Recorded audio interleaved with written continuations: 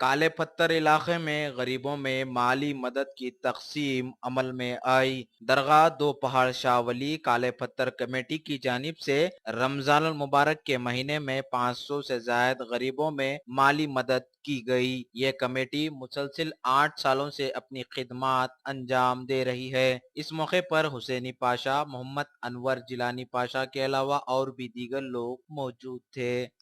हर साल की तरह रमज़ान मुबारक में इब्तिदाई कमेटी दरगाह दो खुशहाली में हमारे अनवर साहब का ताउन की तरफ से और इब्तिदाई कमेटी की ताउन की तरफ से हर मुस्लिम गरीब गुरबा को अतराफ़ के आजू बाजू के तकरीबन एरिए में गरीब गुरबा को पैसों की तकसीम करते आ रहे हैं।